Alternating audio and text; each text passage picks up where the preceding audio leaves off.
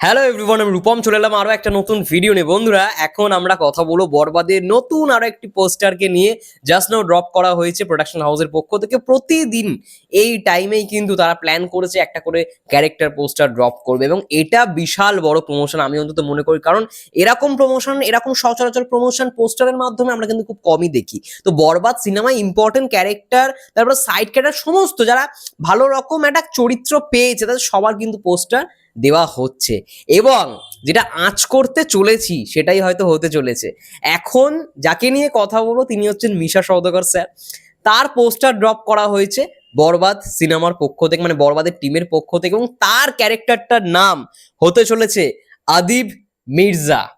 এবং আমরা তাকে দেখতে পাচ্ছি খুব গম্ভীর ভাবে একটা দিকে তাকিয়ে রয়েছে, এবং ব্যাকড্রপে আমরা যে মানে প্যালেসটা দেখেছিলাম টিজারে, সেই প্যালেসটার ভেতরেই আই থিঙ্ক ওই ব্যাকড্রপটা রয়েছে। ঠিক আছে, তো সাকিব ভাইয়ার বাবার ক্যারেক্টারই কি প্লে করতে চলেছে মিশা সওদাগর স্যার?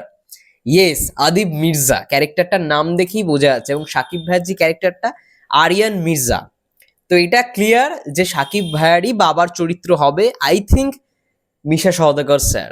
এবং আই থিঙ্ক এটা খুব কম সিনেমায় হয়েছে, আমার যেটা মন বলছে সম্ভবত একটা না দুটো সিনেমায় সাকিব ভাইয়ার বাবার চরিত্রে মিশা সওদাগর জি অভিনয় করেছে। সম্ভবত একটা বা দুটো এরকম সামথিং হতে পারে, নাও হতে পারে। আমি যেটুখানি খবর পেয়েছিলাম যে এরকম একটা মানে হয়েছিল পুরোনো সিনেমায়।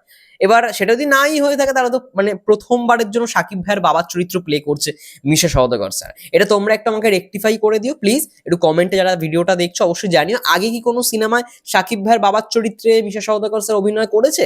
আমি যেটুখানি শুনেছিলাম একটা না দুটো সিনেমায় করেছিল পুরোনো সিনেমায়, কিন্তু রিসেন্ট টাইমে তো করেইনি। তো যদি এটা নাই হয়ে থাকে তাহলে একেবারে প্রথমবারের জন্য আমরা মেগাস্টার শাকিব খানের বাবার চরিত্রে আমরা দেখতে পারবো মিশা সওদাগর স্যারকে। এবং টিজারের ওই প্রথম ডায়লগটায় মানে একজন মহিলা ভয়েসে বলছে যে আমি মা হয়ে লজ্জিত, তুমি বাবা হয়ে কি করে জিনিসটা করতে পারো।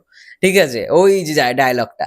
তো তখন আমরা গেস করেছিলাম যে আই থিঙ্ক একটা সাকিব ভাইয়ের বাবার ক্যারেক্টার হতে চলেছে মিশা সওদাগরের ক্যারেক্টারটা। এবং তিনিও বলেছেন রিসেন্ট অনেক ইন্টারভিউতে যে বরবাদে যেরকম ভাবে তাকে আমরা দেখতে পেতে চলেছি, বা বরবাদে যেরকম আমরা তাকে দেখবো সেরকম চরিত্র আগে মানে আগে কখনো মানে সে প্লে করেনি বা আগে সে পায়নি।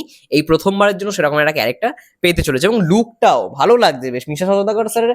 এত মানে কি বলবো, বয়স বাড়ার সত্ত্বেও তিনি যেরকম ভাবে ফিগারটাকে মেনটেন করে রেখেছে, তার কাজ তো প্রতিনিয়তই দেখা হয়, ভালো লাগে। এবং পুরোনো দিনে সাকিব ভাই ভার্সেস মিশা সওদাগর একটা আলাদাই ব্যাপার, মানে হিরো ভার্সেস ভিলেনের এই টাসেলটা এখনো মানে সত্যি কথা মানে যখন দেখি পুরোনো সিনেমাগুলো সাকিব ভাইয়ের তখন হেভি এনজয় করি। মানে বাংলাদেশের ভাই হিরো ভিলেন মানে হচ্ছে মিশা সওদাগর, এখন ভয়ঙ্কর ভিলেন সেটা হচ্ছে মিশা সওদাগর স্যার।